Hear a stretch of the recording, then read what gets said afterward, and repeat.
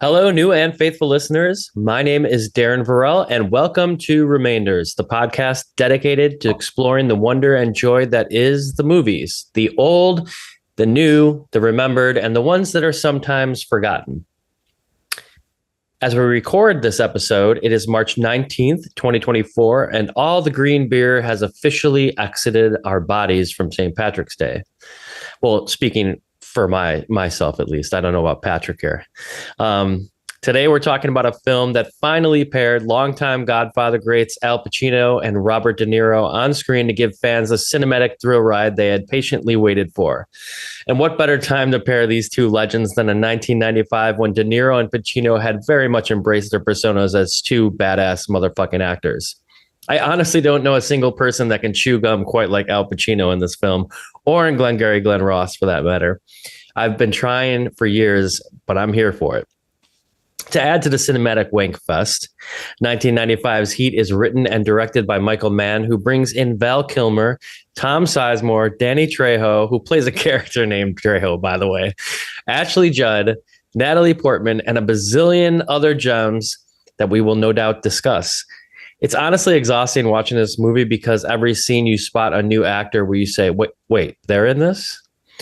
I'm thrilled to discuss this American crime film today with my co-host, Patrick McIntyre, who I absolutely would walk out on in 30 seconds flat if I felt the heat on. Patrick, how you doing today? Are you ready to jump into this fucking amazing movie? Absolutely. And that was a gut punch of an introduction, man. 30 seconds. I love it. Well, dude, I got to tell you, first and foremost, as I'm looking at you here, wow, no beard, but a great mustache. I mean, a really good one. I'm loving it. Yeah, that's the facial hair sometimes hijacks our conversation for movies. But yeah, it was warm for the first time and this week, and felt like it was coming off. It's been years since this thing's. I know, totally. I can't believe I see your face right now. It's like, holy shit. Yeah. Well, I'm not going to lie. So we discussed briefly The Lone Ranger last episode. And so I watched a few scenes after that. And there are a lot of great mustaches in that movie. And I also watched 3:10 to Yuma. So I'm not going to lie. The Westerns, it's kind of a shame we're not Western right now, actually, because this mustache would be pairing very well. Yeah, I almost feel like it's your tribute to Gene Hackman or something like that. I'll take it. It's been feeling great. Yeah. It's been feeling free. Like I probably have not been clean shaved like since near the beginning of COVID. So yeah, it was kind of a big deal. So, yeah, I mean, I kind of switched gears on you here and brought you Heat. I know we were ready to watch the conversation. So, yeah. I mean, that was your decision. You're like, I like the conversation, but I fucking love Heat. So that is pretty accurate of where I'm at. Yeah, we can maybe discuss a little bit of the conversation, but yeah, it's a great movie. I just Heat's way more fun though. So yeah, way more fun. Just FYI, I finished watching Heat like 20 minutes ago because this was decided within the last 24 hours, and I did work today, and so I finished the movie. This is a fresh discussion. What we talk about? 100% for me too. Honestly, like about a half an hour ago, I finally finished watching it. I mean, I've seen it before, of course. Yeah, exactly. But having to, for our listeners, we want to make sure we watch it again before the episode to make sure we're fresh on it and remember everything we can. So yeah, we're both fresh. Let's talk. Let's go. But yes, don't bring anything into your life that you're not willing to walk out in 30 seconds flat. That is kind of the crux of the movie. And I feel like we're definitely not the first people to point that out though. So, but yeah, rewatching this now, it does kind of hit harder, that line, the older you get. I don't know about you. Let's just start. When was the first time you watched Heat? I mean, totally must have been sometime in like the 90s. I didn't see it in theaters or anything like that, but yeah, that was the buzz. That's why I kind of wrote the beginning that way. Everybody was excited that you're going to see Al Pacino and De Niro on screen for the first time. They had obviously been in the same film, but not on screen together. And I remember that being the buzz of this movie. Probably was part of the marketing as well. Maybe that's why I remember it so well. Yeah. Yeah, because I mean, so I saw this probably late 90s, and this is the ultimate slow burn movie, I guess, for me, for my experience. And I think it is almost 3 hours long, I guess. So, but also just in terms of appreciation, I almost feel like culturally, or just kind of the vibe of this movie. There are plenty of people who have been loving it absolutely ever since it first came out, but it's not the flashiest of movies, and so it is kind of like a slow burn. For me, at least, the more I've watched it over the years, the absolute more I love it. Like it was not. It didn't grab hold of me when I first watched it in the late '90s. I don't know, just being like, it's not as flashy as Goodfellas or a Casino, which came out the same. Yeah, if you're placing it too in that, right? Because exactly. the movies were they're contemporary, I guess. And I mean, we were still pretty young when this was coming out, so it's not like I had a full appreciation of. I probably didn't have the appreciation of the Godfather aspect of it when I first watched it. So yeah, that's a good way of putting it. Sorry, not to interrupt you, but yeah. I mean, 1998 is when I'd say 1997 or 1998 was when I was first introduced to Vertigo, which I started looking at films as a more like serious art form, and instead of just like some kind of entertainment movie to laugh. So right, it's I would have missed this under that umbrella.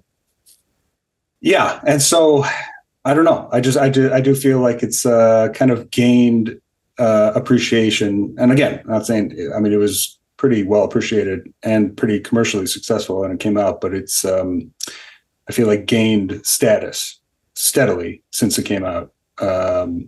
Which, Jesus Christ, it's 30 years old now. That's crazy to me. I still feel like every time I see that poster for Heat, I'm like, oh, this is like a newer movie or something. Yeah, you know? Yeah. Just downing on me. It is 2025, so we are talking about this movie that is 30 fucking years old. Wow. Yeah, we're getting old. I mean, I really hope that there are going to be a bunch of theaters playing it. I would go see this movie in the theaters just because I missed it first time around, and because, like you said, it's growing in appreciation for me as well. Yeah, totally. I don't know if AMC is going to do it, but certainly the Beverly or the Music Box, I could see them doing a 30th anniversary for it. So, okay, so that was your experience, and you've kind of rewatched it. This is a pretty rewatchable movie. You've kind of steadily watched it over the years, or is this kind of the first time? Probably like the first time since I first saw it. Yeah, I mean, really. Yeah, this is a movie that you'd catch on like some kind of channel, and you dive into it for like 20 minutes or something. But actually sitting down and watching it all the way through, I hadn't since the first time I'd seen it. Oh wow! All right, so I'm excited to hear what your thoughts on it right then. So, what made you want to pick it then? Well, so Criterion threw out the Michael Mann sort of curated playlist, and I was really like, man, I hadn't seen Heat in a while, so I was going to watch it anyway. But I obviously was like, I love the conversation. It's been a while since I'd seen that too, but I remember really loving that.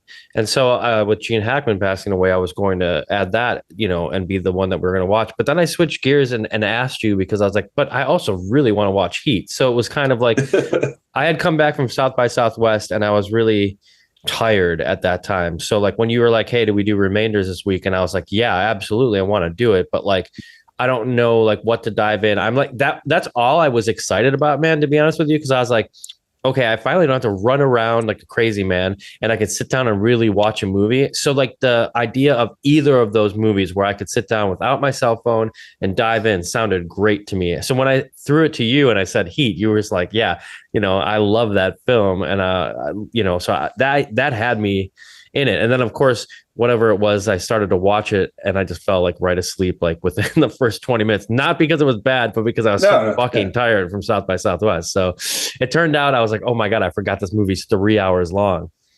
Oh yeah. But it, a shade under 3 hours, but man, this movie does not feel like 3 hours at all. Like the rewatching it in two pieces. I watched part of it last night and then just finished it earlier this afternoon. So, I mean, that is, I'm prone to doing that. Just FYI, I'm very pro splitting up a movie as opposed to having to finish it in one night. But man, maybe that's just us getting older and realizing that, our attention, especially after working all day or something, you need that time to actually like focus, to split it up.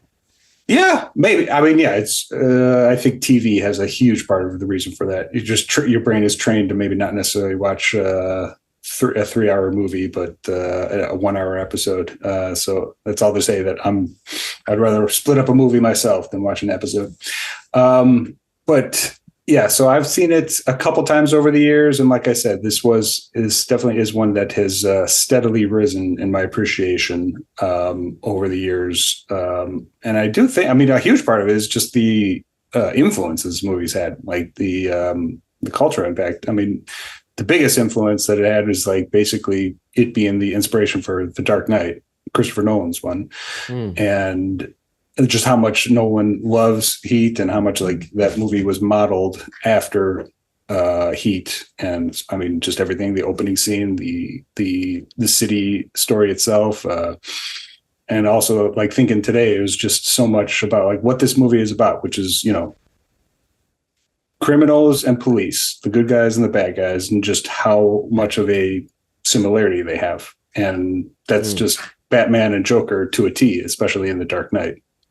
So I feel like that would be a huge selling point for younger people if they haven't seen Heat, that this is by far a huge inspiration for The Dark Knight.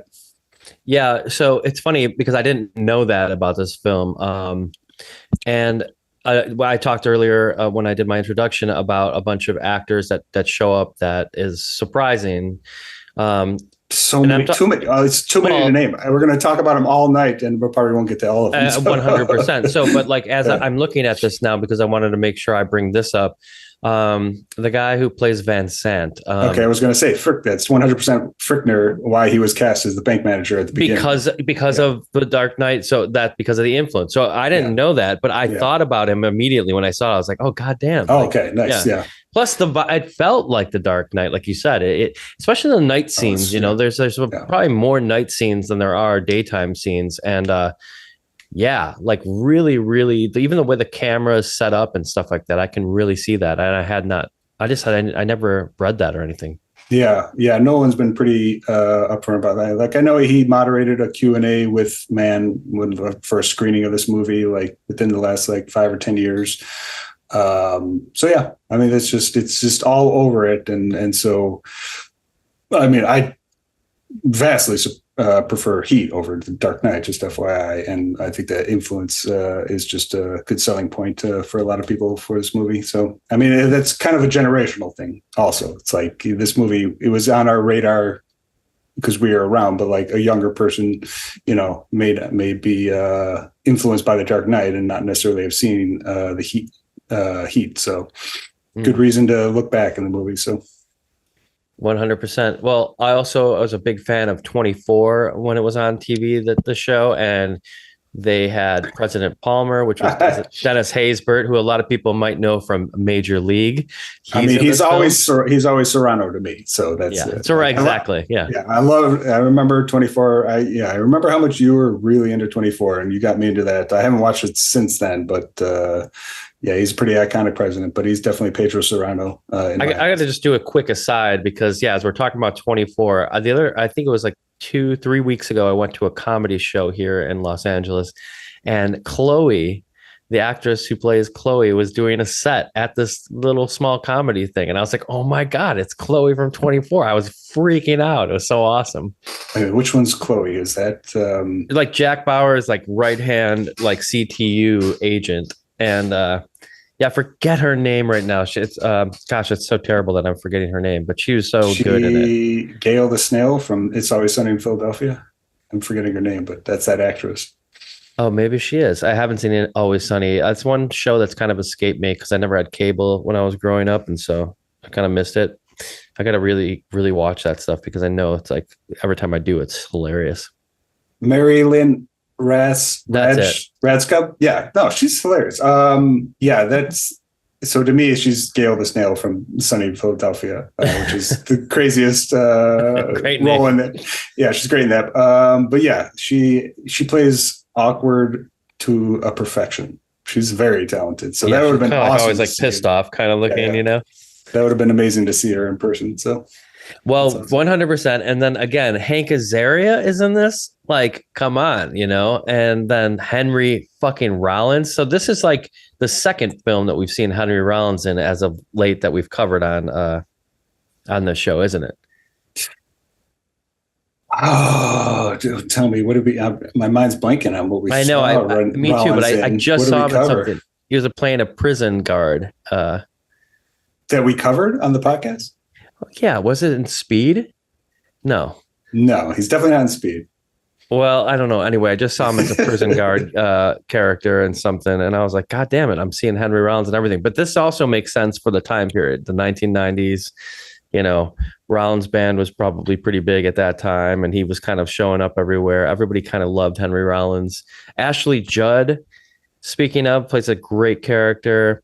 And when was the Batman with Val Kilmer? What was that, 95 as well? Same year. Yeah. Same year. Val Kilmer killing it in the 90s. Wow. Yeah, he does. He looks so much more ragged in this movie than he does. He looks so like Bruce Wayne in Batman Forever. Do you think it's on purpose? That yes. he's like Totally. And Heat? Yeah.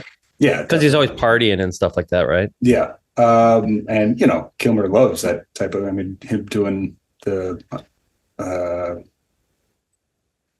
Western role. It's blanking on me. Oh, Tombstone? Yeah, him doing 1990 fucking 5. All three of those movies. No. I'm not saying the same year. I'm just saying like him taking on that type of role where he's playing like kind of like a sick type of person. I'm your Huckleberry. Wait, so what year was that though? Now I'm starting to think that all three of these movies came out in the same year. I think Tombstone was 93. Oh, okay. So Val, I think, but God, I love that. Val Kilmer on fire with that. So yeah. Okay. I did hear that Keanu Reeves was originally cast in Val Kilmer's role, and then, or offered the role at least, and then it went to Val Kilmer. So I'd never heard that, and that would have been wild. So that would have been like as Speed was like hitting when they were filming. So kind of would have made sense that they wanted him in something in this vibe. The more and more I think of the 90s, it's like, it's fucking ruled, like you're always seeing some kind of great films, and some of these that we're covering weren't even on my radar at the time, and you got John Voight in this film as well as sort of like this like older Svengali that like kind of sets shit up for all these characters. So I saw a quick note on that character that Mann wrote. So, the characters are based on the police character, Hannah, is based on Chuck Adamson, he was a real Chicago cop who was tasked with like bringing in Neil McCauley, like a real criminal. So it's like, this is what Mann was basing his stuff on. The original script went back to like his Miami Vice days. So all of his writing for this, for Heat, is a lot of it's based in reality, and then his developing it over the years. And so John Voight's character, Nate, I just heard the craziest thing. It's actually based on Eddie Bunker, who was the criminal turned author who ended up playing Mr. Blue in Reservoir Dogs. So he was like almost a lifelong criminal, did his time, turned into like an author in his memoir in his time. And that's how he ended up kind of showing up in movies. And then to get most well-known, obviously, what he's done is Mr. Blue in Reservoir Dogs. So I knew that. I knew Mr. Blue was like, or the character was like an actual like con or something. Yes, right? He was very much a prominent criminal who did time, and then he wrote his memoir about his life in crime and time in prison, and that's kind of what gave him a stepping stone into an actual like. And say that one more time. So this movie, they wrote. No, John Voight's character is based on Edward Bunker, just a general kind of characterization of him. And like hearing that, he's got the exact same mustache and the exact same hair as Bunker. Yeah. So yeah, it totally looks kind of similar. That's awesome. Again, I didn't know that. That's really great. That kind of blew my mind when I heard that. Yeah. I'm trying to think of some other people that we see show up. So Jeremy Piven shows up for a second, where I'm like, what the fuck is this? And he looks like there's lot his of bald time. So yeah. And I was like, hold on. 3 plugs. So. I was like, this guy has more hair than this now. So I figured he must have had something done. That was pretty amazing. The list goes on, but as you're listening to this, if you haven't seen this movie, you're probably right now looking for where you can stream it, because it's stacked. Again, like we're not even like close to like naming all the amazing character actors that show up. Ted Levine as one of the detectives. We mentioned Frickner, a young actress named Natalie Portman. Right. Yeah. Sizemore. I don't think we have talked about a lot yet, but man, I love me some Sizemore. This was a little bit before Bringing Out the Dead, which we covered, which I absolutely love him in that. Bringing Out the Dead 98, probably, right? I think 99, possibly Okay. 98, but yeah. Yeah. So in the same time era. Did you mention Trejo shows up? Oh yeah, and His name is a much Trejo. bigger character than I actually remember. Like he, for whatever reason, I always kind of feel like when I start the movie, it's like, oh yeah, he's kind of a smaller character, but he becomes a pretty pivotal character. He's the driveway. He's the driveway man who ends up getting tortured for the information of where Macaulay is at the end. So.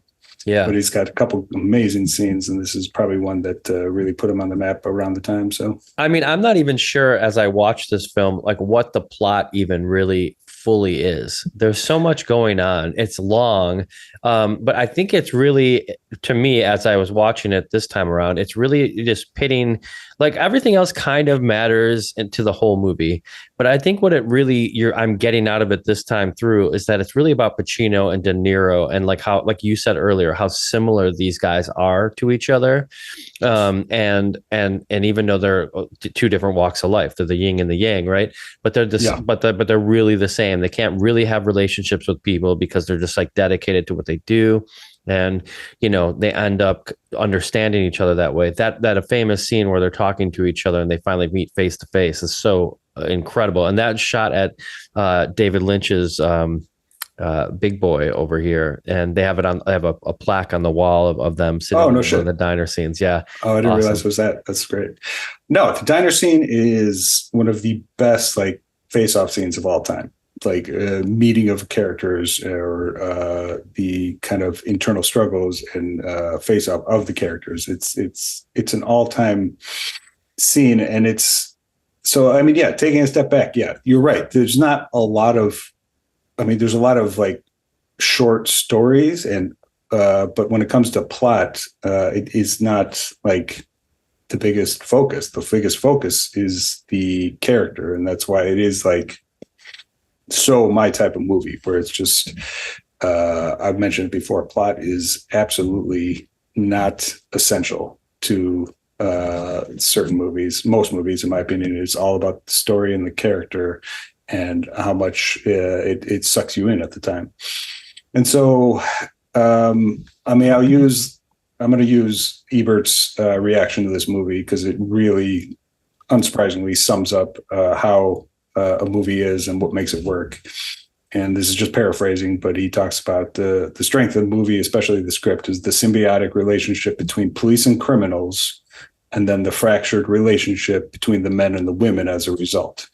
And just one line just sums up so perfectly why this movie is so timeless and works so fucking well. The symbiotic relationship between the police and criminals, just like how, like we were saying, like how similar Macaulay is to Hannah, obviously on two different sides, but just how much they operate and how much they need each other. Like in that diner scene, they're just like talking about what they would be doing without their work. And their work is completely... Yeah, what's a normal life, right? Yeah, their work is like Macaulay's work as a criminal and Hannah's work as a police. They're 100% intertwined. It's like they would literally have nothing without each other also. So, yeah. And then the second part of what Ebert's quote is the fractured relationship between men and women as a result of that kind of symbiotic relationship. And just every scene dealing with like Hannah's wife, his third marriage that's crumbling apart, the relationship with Natalie Portman, the stepdaughter, and she's just suffering.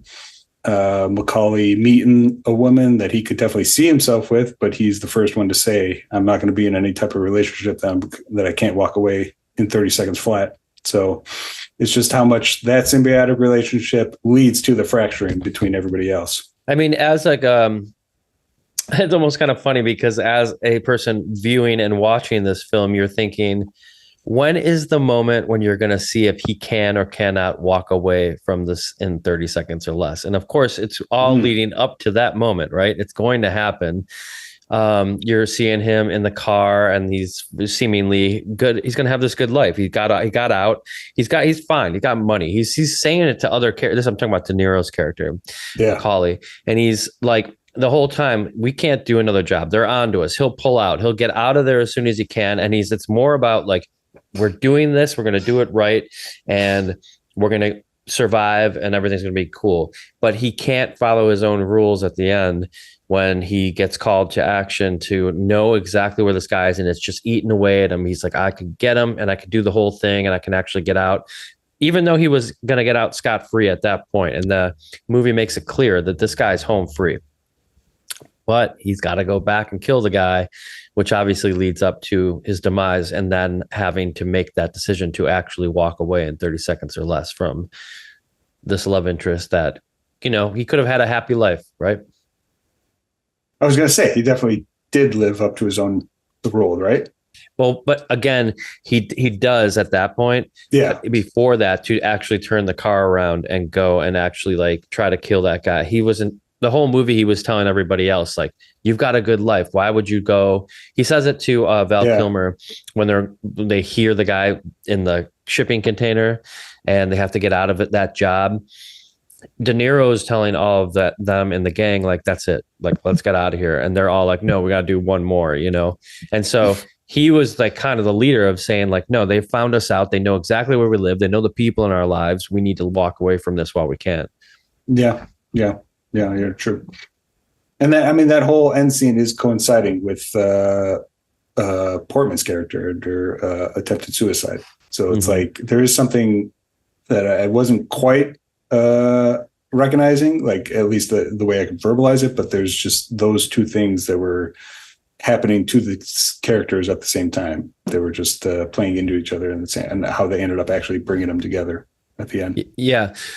I think they try a little too hard. Just speaking of that, like to show how fractured Pacino's relationship is, because like, but they're also at the same time trying to say like how much he loves saving people, even though it's not, you know, his biological daughter. He's really close with her, and like she goes to his house to like do this thing, and how there was a lot going on in his personal life. And I think sometimes it got a little convoluted because it was always about the wife. And then there's like Natalie Portman's character. Maybe I think this works on a level where there's no Natalie Portman, to be honest with you. But I think they brought that in there to show like how much he likes saving people. Right. Yeah. I mean, I would say that's kind of the weak part, if there is any. Not necessarily that it's like not well acted or anything, but just kind of the writing in terms of domestic household and a domestic household that's not functioning well. So it just feels like a little bit like that. So, but it definitely still works. And it shows, I mean, there's just so many scenes when like Pacino's getting home, he's either getting shit from his wife or he's just being a dick as well. And then he just looks at his watch and then just goes back out to work. So it's like in the middle of the night, like he just like, he's like, I came home. This feels like shit. I'm just going to go back to work now. So, and even in the, that's like, again, like a sort of form of addiction, right? Their work life is like their addiction.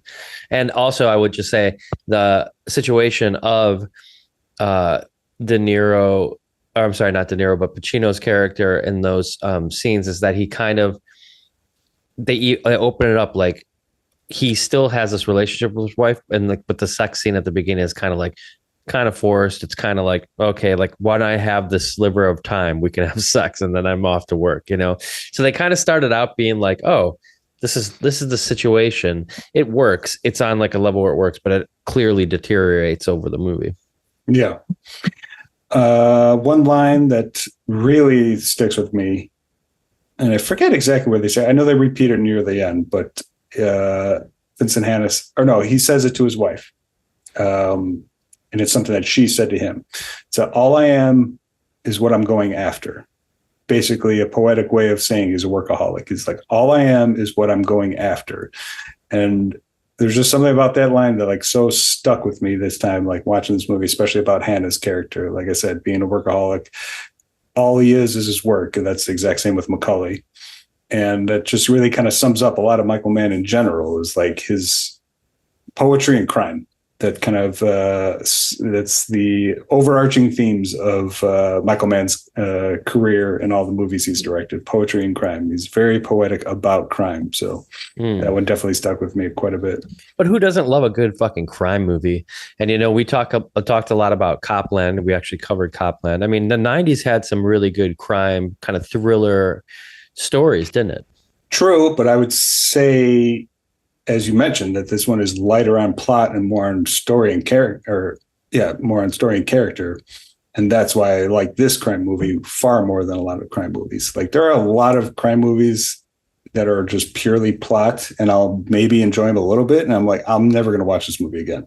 Not that it was like bad or anything, but like, that's when a movie's just pure plot, which a lot of crime movies are. I just personally find it, like, be fun, but it's definitely not a movie that's going to remain with me over the years. So unlike this one, there's some super amazingly directed scenes when there are moments for action. And so it's not completely dry the entire time. I mean, there's a lot of dialogue and a lot of kind of mood and pacing, I'd say, in this film. But when there is like moments when it's like, we got a shootout, it's like, fuck yeah, this is awesome. This is like the cops and robbers you do want to see. Yeah, that the bank heist one gone wrong, like almost to the end, like 2 hours in. That one is pretty wild. Like, just like the sound is what stuck out to me. Like the sound. Yeah, those guns are insane, right? Yeah, it's like, I mean, it really is amped up to 11. Like, just the gunshots. Like, not really any music in that scene, but you're hearing the blast of the shots, every single one of them. So, what's the difference, would you say, of like watching something like that than like a John Wick? The John Wick is just like, clearly, I'm gonna fucking fuck shit up. There's a lot of action scenes. Like, you go into that movie for that, right? Like this kick-ass character, John Wick, who's just gonna fucking annihilate people the whole time, right? But this film, like, when that happens, it feels different, right? Yeah. I mean, the John Wick movies, that's like a dance. It's almost like a ballet. They turn it into like a choreography. This one's has choreography, obviously, but it's just like a fucking steamroller of as the audience watching it. This is like, these are these characters who are going to shoot their way out no matter what, with all the bullets coming at them, and it's not pretty at all. I mean, I would say that's kind of the biggest difference. Is like, Mann's definitely not trying to make a gun fight look like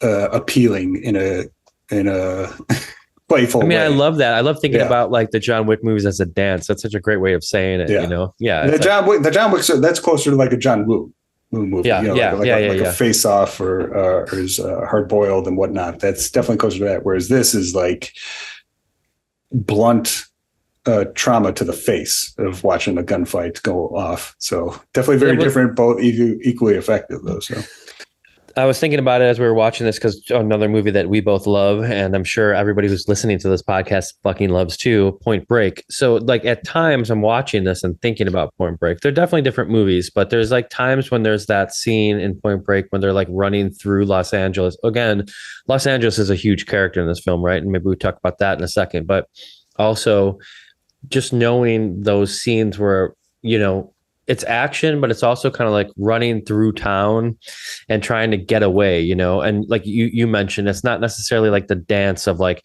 we're in this one like building on multiple floors and I'm going to go up and I'm going to kill people on my way up and on my way down, and this is like a lot more sprawled out. We got like people, civilians are around, sometimes in those John Wick movies and different things that you feel like, okay, there is a designated place where the bad guys are, and John Wick is going to go there, and that's all that's around, and they're just going to like, again, dance together.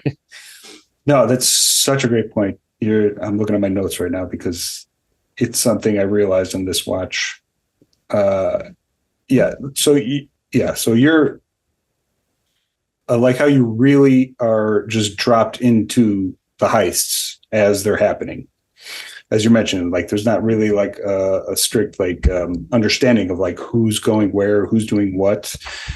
Like, every heist scene in this movie you're basically just in the middle of it, like while they're either trying to like break open a safe or like the bank heist. Like, you don't really hear about like them work setting it up or planning it. Setting up or planning it. Like, you don't get any like info of like, all right, you're going to be this guy, you're going to be that guy, or this is where it's going down, or this is why we're doing it for this one. You get a little bit of it, they want that big they have that big final heist or anything, but it's like, you just are throughout the movie, you're just in the middle of the heist as it's happening. And it really stuck out to me because of like how much that's so not the norm with like crime movies. Like think of like Ocean's 11. I was just about to say that's 100% about the setup. It's the exact opposite. The entire fucking movie is all about like who's doing what, who's going where. Whereas Heat, you're just 100% in the middle of like what they're trying to steal. But you get the idea that they had done the planning. You just don't see it. Totally. Yeah. And that's where the character is. Like they're meticulous about anything.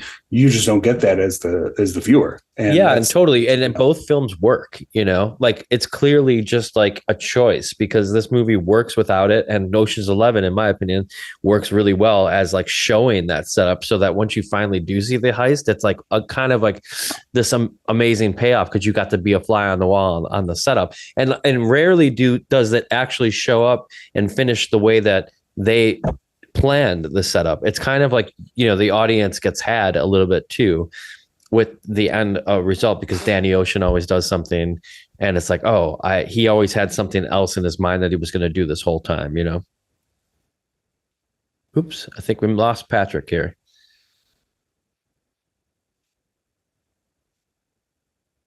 Well, audience, we lost Patrick. He's probably going to come back in. But yeah, I was just talking about a movie that I like called Ocean's 11. And then we're juxtaposing with Pat about how much this movie, Heat, didn't need the setup. And now I'm talking to myself, just kind of like Jeff Goldblum in Jurassic Park. Let's see if he comes back on. Maybe his computer died. And we're back with the man. What happened? I have no idea. You got to get out of there in 30 seconds or less. Technical issues. Not sure what the hell that was, actually, to be honest. I thought my computer was dead, but... Did it just shut off? Just shut off. Hey, that happens. It's not the battery. I don't know. Yeah, that was... sorry about that, man. No, it's all good. I actually was like, it's funny. I was like, and now here I am talking to myself. I was like Jeff Goldblum in Jurassic Park. Yeah, I hope the conversation kept it going. But chaos theory, my man, chaos theory. Sorry about that. No problem. So we were talking about the difference of, in a crime movie like this, you have you don't need the setup. You don't need to know like how they planned the heist. Yes. Yeah, Ocean's 11. And that's a huge reason. So Michael Mann, it's very literature driven. It just reminds me of like good literature, basically, where it's like everything's not being spelled out. You're just often like dropped into the story and you kind of, as the reader or the watcher, you're just playing catch up. Not in a bad way or anything, but you're just showing these characters and what they're doing, and then you just kind of slowly realize like, well, how's this going down? So, I mean, isn't it kind of fun that like there's all these different ways of telling a story, and even now I feel like there's people that are finding new and ways to use their artistic voice to tell these stories that connect with audiences.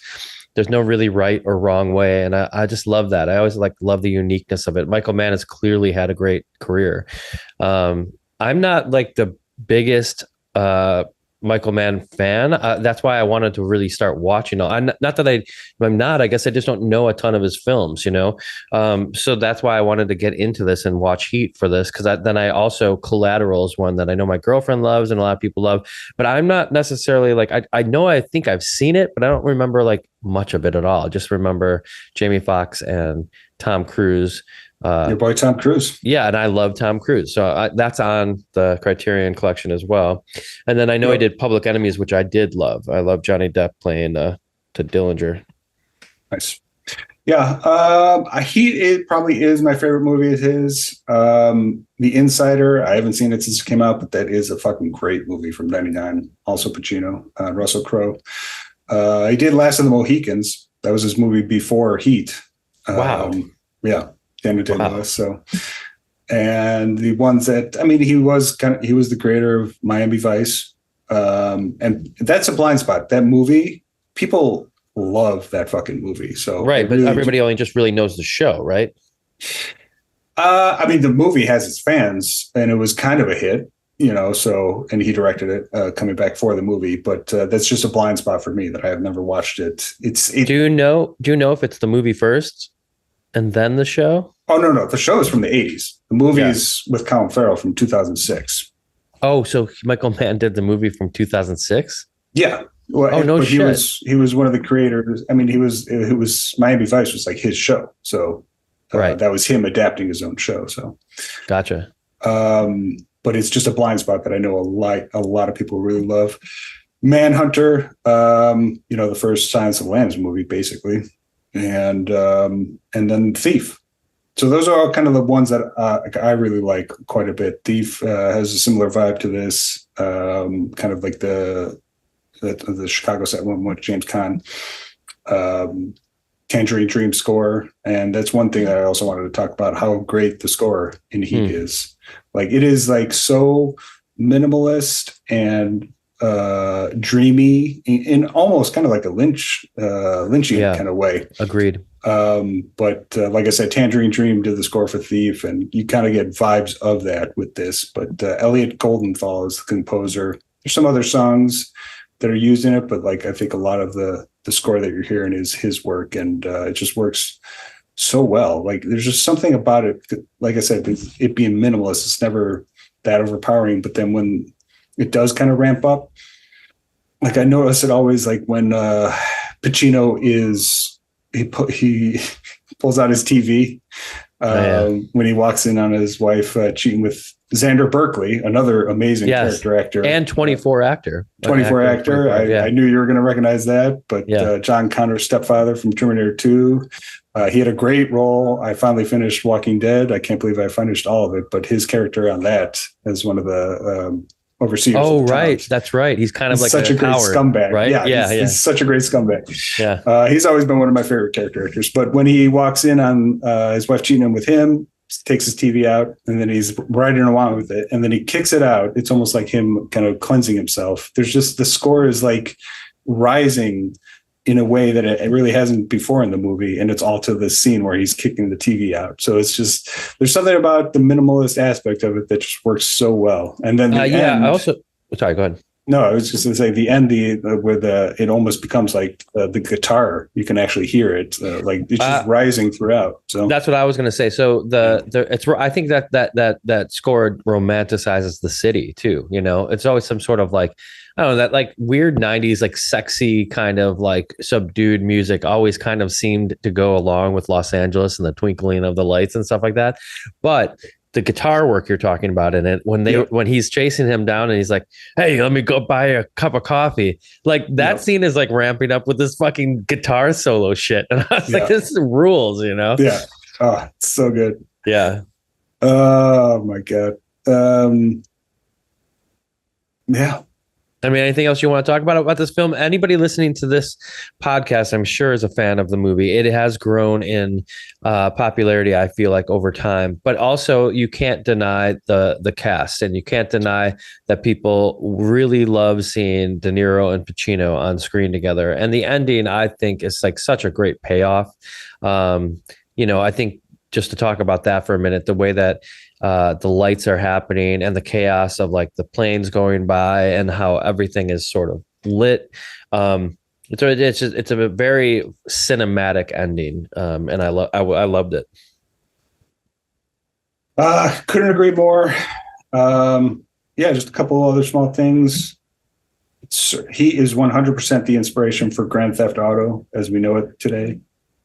Basically the largest gaming franchise of all time. So totally. And it's like that first person kind of like gun thing. Yeah. Like I'm watching it and like, not to take anything away at all from Heat, but like just how much that whole franchise keeps on going back to this kind of one movie, and just the way the characters move around the city, some of the shootouts, some of the way information is gathered from people. It just resonates so much in that franchise, which I haven't played like a ton. I played Grand Theft Auto 5.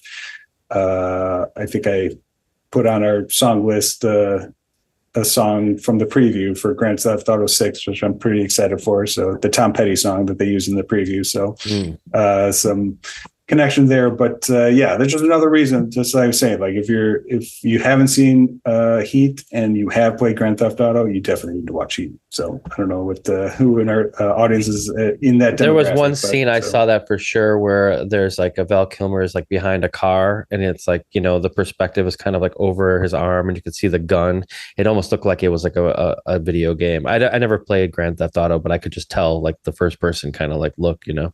Yeah. Oh, so good. I was just thinking, I just wanted to touch on like my favorite, like, oh shit scene in this movie, where it's like you really kind of get an understanding of like who these characters are and then like what the movie is when they're scoping out the yard where Hannah is scoping out the yard with the fellow detectives.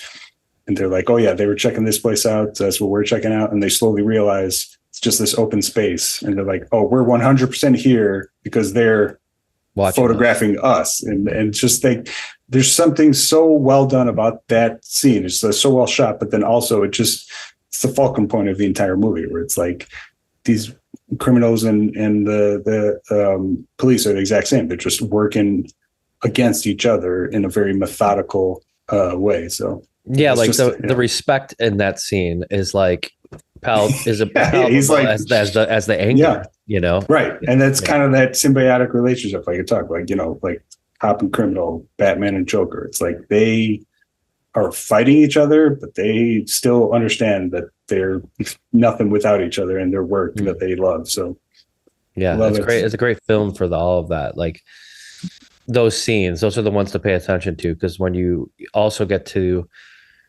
the end of the movie, you're realizing that Pacino thinks this guy he says, okay, he got me.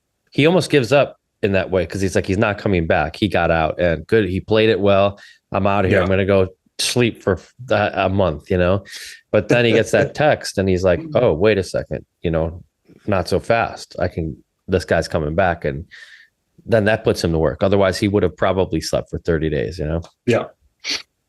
And then one of my last points, so this is kind of moving on a little bit, but still staying on Heat, is that, like I said, a man's always been very literature driven. And so he did write a sequel to Heat. I don't know if you're familiar with it, but he did write it as a novel first, and he will be adapting it into a movie. But I do have the book, Heat 2. There's a coincidence. I just had it. I have not read it yet, but this is Heat 2. When did it come out? Meg Gardiner. So he kind of wrote it together, I think 2020, not that long, maybe 2022.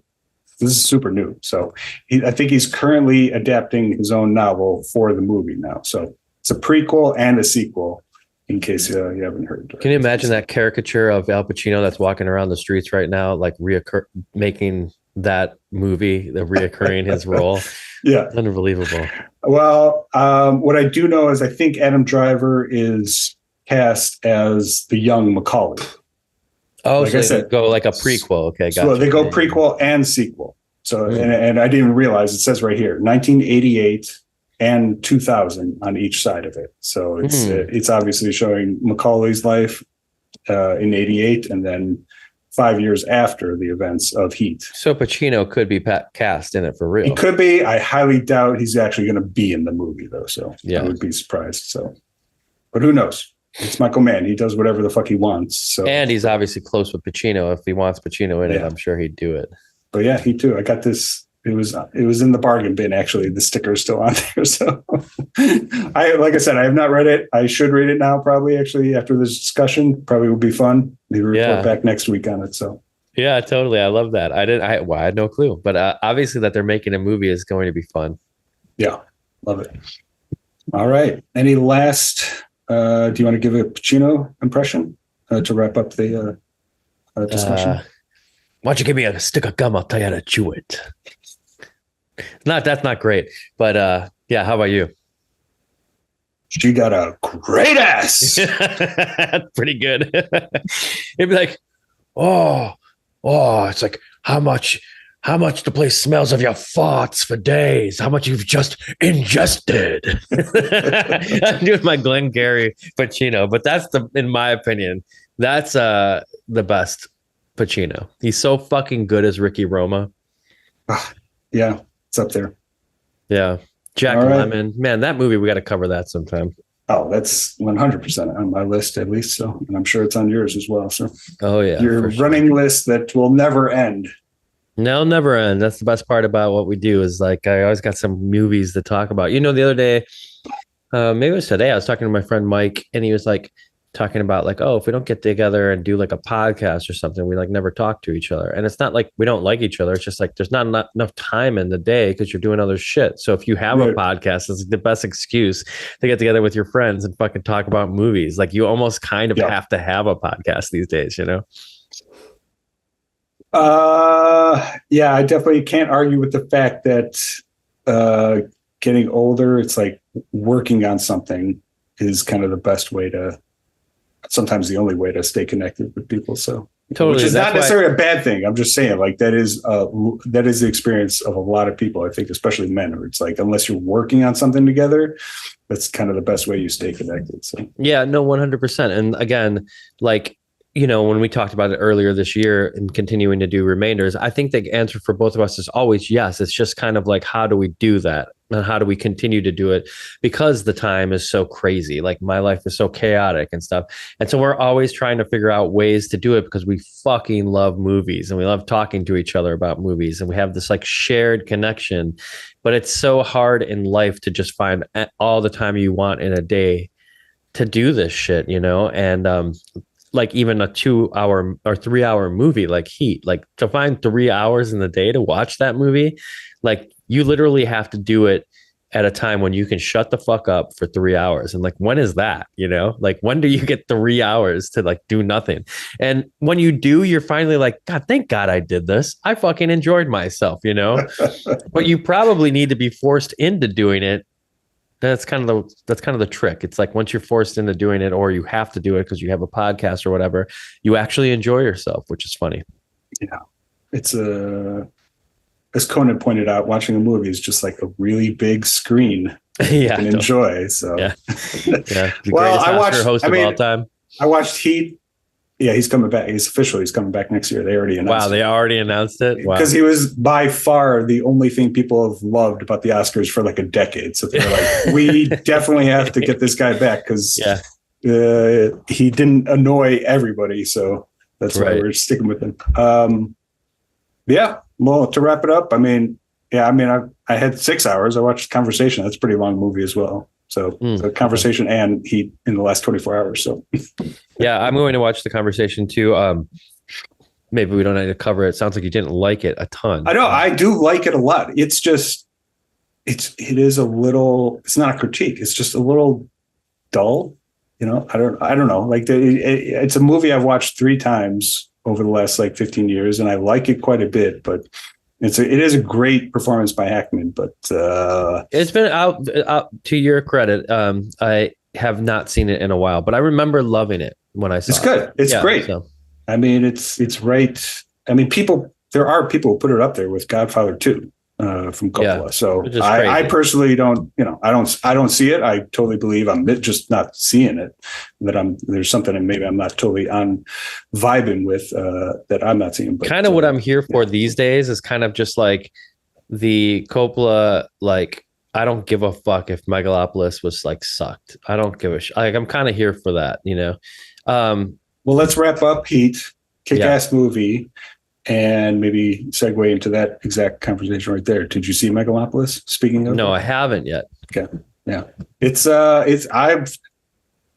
so I hated it and loved it while watching in the theater. Well, I shouldn't say that. I didn't hate it. It's just like I rolled my eyes a shit ton while watching it. But at the same time, yeah, but just like the ridiculousness of some of the choices, and it is kind of a mess. But there is a lot fucking there. And the biggest testament to it is that I have thought about it many, many, many times since watching it, which is by far like my favorite thing of a movie. It's like the worst thing a movie can be is forgettable. And I definitely have not forgotten Megalopolis. So I think it will age well. I fucking love that he owned all the Razzie nominations that it got. Yeah, that's what I was saying. That's the recent thing I've seen. Yeah. Razzies are so stupid. Like, because they do kind of end up, when you look back at some of the movies that have been nominated for shit, it's like, you guys get this shit wrong, especially for stuff that ages very well. So, but I just love that he was less like, man, I'm honored. Like, I'll be there. Yeah. I like it. Yeah. Anything. Big ass move of him. So yeah, it is pretty, I mean, he's definitely living like a true artist, you know, like just like aging and just putting everything he wants to do on the line. Like, yeah, like what Megalopolis was like mostly self-funded, right? Like, yeah, just totally selling all this shit just so he can make it. Well, yeah, but I mean, at the same time, what did he have to really sell? The guy's probably doing really good. He's got his wine company. Maybe put like 5% of his wine company up to do it. I don't know. Really? I mean, I don't know. I'm just saying, Coppola, if you're listening to this, don't quote me, but like, you know, he's got a lot of money. Yeah, I know you're right. But from what I've heard, I might not be wrong at all. I might be wrong, but like it sounded like he had to kind of self-fund the majority of it. So I don't know. No, totally. But what I'm saying is like, you're saying it's a small portion of his total. Yeah, assets. it's total. Yeah. Well, I would guess. I don't know for sure. And also, if you think about it, like, it's not that nobody wants to hire the fucking director of The Godfather to make a movie, but these days, like, to put any money into any movie is like not a thing. So, but then also that's what I mean. Like, he's only going to make it if he can make it 100% the way he wants. Right. Especially at the end of your life, right? Fuck this. Why would I fucking listen to anybody? You know, 90 years old or whatever. You know, fuck that. Can you imagine John Carpenter doing his own shit? I just mean he's kind of the opposite, where he's like, I'm not fucking dealing with all that shit. I'm like, go fuck yourself. I'm playing video games. And again, you know, I don't know if this is a true quote or not. I just saw it online somewhere. So these days you have to kind of asterisk everything with like, I don't know, fucking AI could have wrote this or whatever. I don't know. But if it is true, I get it. And it was Glenn Danzig being like, what the fuck is even a new I'm not going to do any more Danzig records. He's like, maybe I'll do a Misfits song or two because I only have to make one. He's like, but to make a record, you got to pay the studio, you got to do whatever so people can just fucking listen to it for free. Fuck you. It's like, yeah, why am I making this shit then? You know, because like, you need to make money to live. Like, that's just the way this world is. And if you're going to do it as a business, fuck that, you know, like, I like that quote. Anyway, that was just how I felt. I don't see any flaw in the logic. So yeah. Having said that, I want to hear more Misfits. Yeah, dude, what would that sound like in 2025? You know, I mean, but also that guy's a true artist and does whatever the fuck he wants to. You know, I mean, I love that. Oh, yeah. Okay, so switching gears for a minute, I am back from South by Southwest. That was a fucking fun time, but always crazy. And the older I get, I always think like, why the fuck am I doing this shit? You know, but at the same time, it was a little bit less attended. I granted, I wasn't there all the time, like, and I didn't see the movie portion, which I think would have been my favorite part because the Criterion Closet had their truck.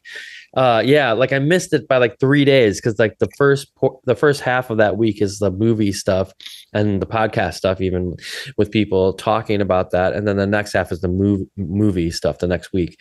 So we were there for music. So we were there for the music portion, and I missed the Criterion Closet. But man, I want to get me and you in that Criterion Closet. Would be so fucking awesome. Why doesn't I guess Shudder doesn't sell DVDs, right? But I mean, I would love like a Shudder Closet too. That would be so much fun. Oh. Shit, I could see us getting in that closet, start talking about movies, and then just having a fist fight over RoboCop being number 23 on the Criterion Closet. Listen, that is in the news right now. That the guy, I forget his name again, the actor who played RoboCop, Peter Weller. Yeah, he's like, yo, I'm ready. It's like, let's do it. Let's do another RoboCop. It was on TMZ the other day, man. I haven't heard that. I know I follow him on Instagram. He's like a full-on doctor now. Doctor? Yeah, he's an academic. I don't know exactly a doctor of what, but not like, I don't think not a medical doctor, but he's like a full-on academic doctor, just full-time writer, whatnot. So he just writes and goes to conventions every month. Yeah, conventions. So. Like every time I see him and they get him like somewhere on TMZ, he's coming from some convention, which is amazing. Yeah. Well, I mean, I've still never even, like I said, I've still never even seen RoboCop 2 or 3 because RoboCop is special because of Paul Verhoeven and Ed Neumeyer, the writer. So it's like, those two are making a movie together. That's the RoboCop I would watch. I'm okay with another one existing. I just don't feel the need to watch it. So. We'll go back right now to episode 50 of Remainders, and you can hear our thoughts on RoboCop. We did cover that. This is episode 67, by the way. That's crazy that we're that far away from that episode. you'll hear way too many of my thoughts on RoboCop because I got a lot of them. So yeah, but it's a good one. Yeah, I don't know, man. So South by Southwest was cool. There's a lot happening this year. It's kind of like one thing after the other. You know, I got the art show, then you're going over here, and trying to keep my head down at work during this insane world we live in. But I don't really even know too much what's going on because I don't pay too much attention to the news. But I'm sure it's it's not. You're not missing anything, dude. Yeah, right. I was having a conversation with somebody at work. It was like, I have not watched the news, like corporate news in like probably 4 or 5 years. Like it's so useless. I'm talking like, the mainstream networks. It's just like, it's always been useless, but like the fact that people watch that still astounds me. So that's all to say. You're not missing anything. Read a couple books and you'll be far more informed than kind of like somebody. Or watch some movies, listen to our podcast, do whatever the fuck you got to do, because honestly it's you don't want to be stupid about the world, or but ignorance is bliss a little bit, especially when it's this crazy right now. Very true. Just watch RoboCop if you want to understand how propaganda in the news works. Just one of many reasons why RoboCop's great. So yeah, that's what I learned from that episode, is about more about the media than it is about kick-ass guys being turned into a robot. And well, it can be about both. So, yeah. So that's what works on both. So, exactly. So right. So South by Southwest, I mean, just like Tom was playing solo. So it was kind of a cool thing. I didn't go there as an actual job. It was just more of a hang.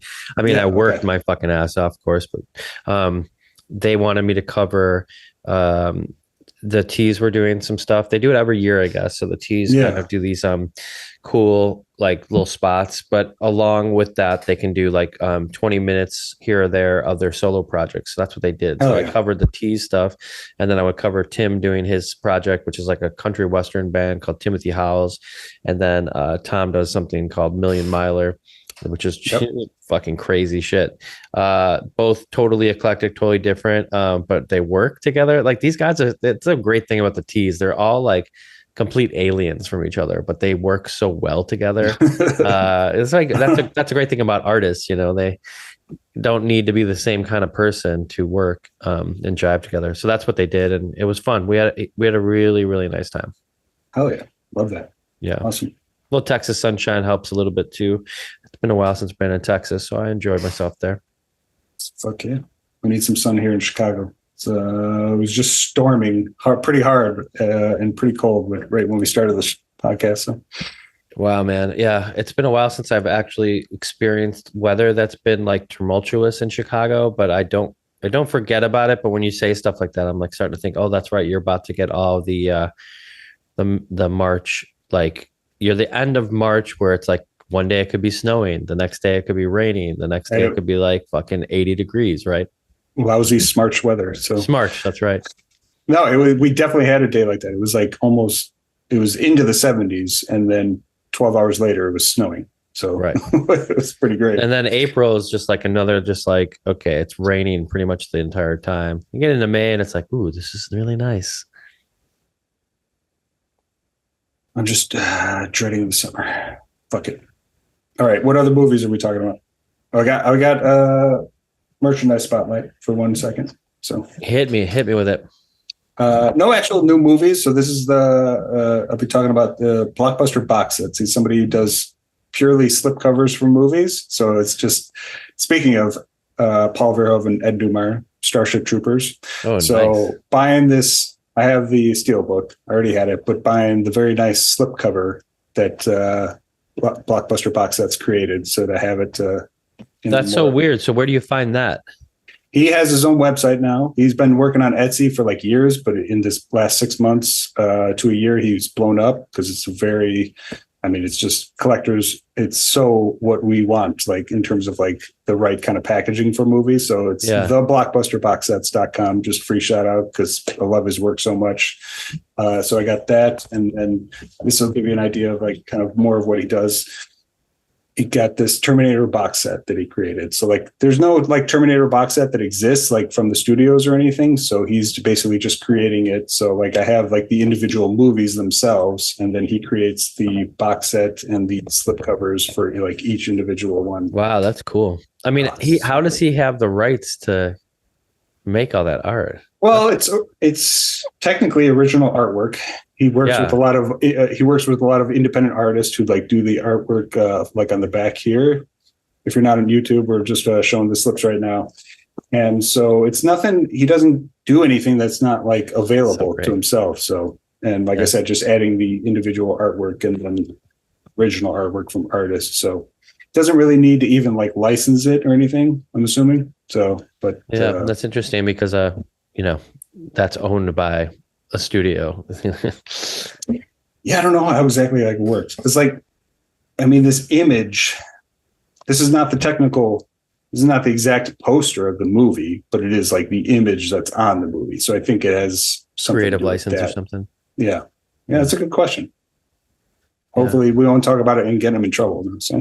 Yeah, no, well, he would have gotten in trouble already by now. But like, that's the thing is if I wanted to make like a picture of the Heat cover and I wanted to make t-shirts out of that, well, like I might get away with that for like a minute, but if I started to sell like a lot of them, then all of a sudden there'd be like a red flag, and it's like you're making money on, what was this? Was this Warner Brothers? I don't know, but yeah, they might flag you for that, Yeah, it is Warner Brothers. I was right.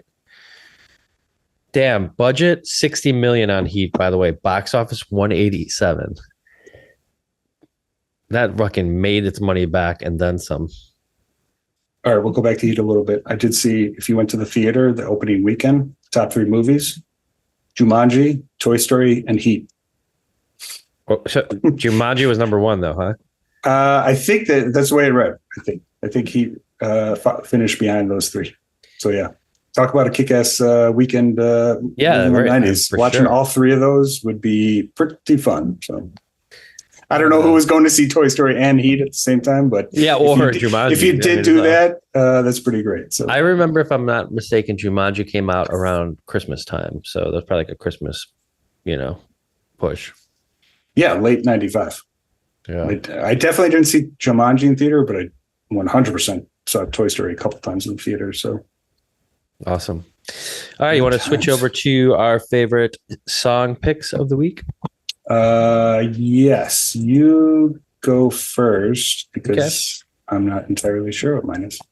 Oh, no problem. So yeah, I was listening to, every once in a while, it's kind of like stuff that you listen to a ton of, and then, you haven't heard it in years, and then it comes up and you're like, oh, fuck, I got to go listen to that record, and I came across this Jets to Brazil. So are you familiar with Jets to Brazil, the band? I definitely know the name. And I've definitely heard them. So yeah, the name is actually taken from a poster that exists in Holly Golightly's apartment in not Roman Holiday, Breakfast at Tiffany's. Okay. So I have a feeling that's where they got the name Jets to Brazil. But they were the band that existed after Jawbreaker with Box. Yeah. The lead singer. Yeah. Nice. Oh yeah. There's a great record called Perfecting Loneliness. And there's a song on there there's a lot of good songs on there, but there's this one's called You're the One I Want. And I was listening to that right before I went to South by Southwest, and I was like on the plane, and I was just like listening to it like a fuck ton. I don't know, like it's like I was like, God damn, this is such a good song, and I couldn't stop listening to it. Plus I had like some drinks on the plane, so when I got off the plane I was just like fucking jamming it, Oh, yeah. I love that stuff. So that's my song. It's just a really beautiful song, and yeah, definitely aged super well. I think that band has aged super well. Yeah, I don't think at the time it was as big as Jawbreaker, but people were really stoked that he was back singing, and now Jawbreaker's back, so that's good. I was going to say, they've been at Riot Fest in the last couple of years, I think, or have had shows around then. So yeah, I think you probably saw them at Riot Fest. I think that's when they first reunited to do Riot Fest. Mm. Oh yeah. And then after that, they did like a little tour. How many albums did Jets Brazil I think they have a couple EPs. This one I think is a full album. The Orange Rhyming Dictionary is another one they had. Oh yeah. Which is actually the one that's like more popular, but it's not my favorite. Perfecting Lonelies, and then Four Cornered Night. That's the first one, and that's got some really good songs on there. That one's got Air Traffic Control is a fucking awesome song. So anyway, yeah. Air Traffic Control. No, but the song that I'm picking is You're the one that I want. Mm-hmm. Yeah. All right. One of those covers looks pretty familiar. I feel like I almost had one of their albums. Possibly. I bet you had Orange Rhyming Dictionary. That was the popular record. Actually, that's their first one. I didn't realize that. Yeah. Yeah, that cover looks very familiar. I wouldn't be surprised if I had that around. And I mean, back in the day when physical media, we just took in as much as we could, and sometimes stuff only got a little bit of playtime. Yeah, now you do the same thing. You're just ordering it online from places that will wrap your DVDs that you already have, which is fucking amazing. Full circle. I've been buying a few more CDs lately. I don't know. I've never fully committed to records, but CDs were obviously our, kind of time frame, and just in terms of like the most popular at the time. And so like, because of our time frame in our youth, like that's kind of the one I feel the most nostalgic with, and CDs are kind of coming back. And so I do feel I put on a CD the other night, and I'm not gonna lie, it just feels different putting on a CD as opposed to hitting stream. So. Well, the other day I read some article about how like I don't think it was Warner Brothers, but somebody's DVDs that had been existed when we bought them back in the time are like imploding on themselves. Do you see that?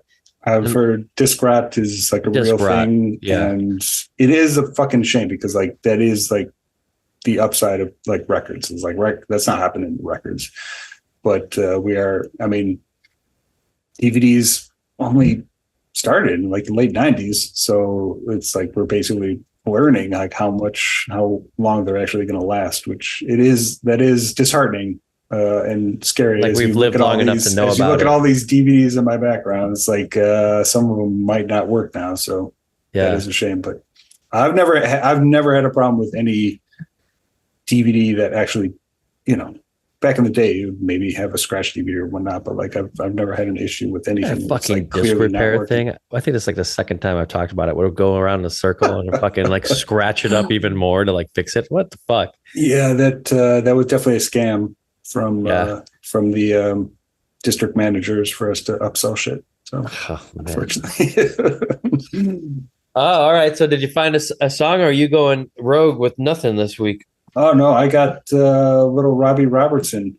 Robbie Robertson. Okay. Yeah, he's recently passed away. Well, semi-recently, August of 2023. But it's kind of connected to movies. So he did the score for Killers of the Flower Moon, and I don't feel like that got enough appreciation. Just the fact that like how fucking great the score is. And would he die right after that happened? Yeah, that would have been pretty close. Wow. Yeah. So. But Osage Oil Boom is the track. But he did the score for Killers of the Flower Moon. And speaking of physical media, that's another reason why it's on my radar, at least why I listened to it again. It's like Killers of the Flower Moon, it has zero physical media release. Like you can't get it. Really? The only way to watch it, I think there is a UK release, a foreign release, which I don't think it would even work then. Like if you bought that here in America with American players, I don't think it would even work. I don't think you can. Yeah. So, I mean, 4K is ostensibly region free, but I think there are still some that are locked, and I think it is locked one. So essentially like that's why I've really only watched it once or twice, because I don't have Netflix anymore. And that's the only place you can watch it. So Netflix or is it Apple TV? Well, I saw it on Netflix, I think. I've never had Killers Apple TV. of the Flower Moon? Yeah. I think you're thinking of Apple TV because Killers of the Flower Moon is only on that. But but it was definitely on Netflix because I've never owned Apple TV and I've watched it. Yeah, you might be right. I don't know. But I know for sure, like the release was specific to Apple when it first came out, and then could have licensed it after that. Exactly. But Irishman was specific to Netflix at that time. Yeah. But I mean, Irishman does have a release, but Killers of the Flower Moon doesn't. And from what I've heard, I think it's Apple blocking it. To be honest, like people like Criterion would have put out a Killers of the Flower Moon release, but I think Apple was like, no, we're not gonna, we want it only on streaming. Or I don't know if that's what their purpose is, but either way, it's the rights could be to it just for now. So I think a lot of those streamers are kind of saying we're going to spend the money now up front so we get more subscriptions and all that kind of stuff. And then eventually, eventually it'll come out maybe 10 years. Maybe I bet you it's in the contract or something. It's only on streaming. And then in 10 years, you can start to make it. Yeah. I mean, all that's true. And then people are surprised why the movie industry is dying and nobody wants to go to the theater anymore. It's you're making shit feel so not special.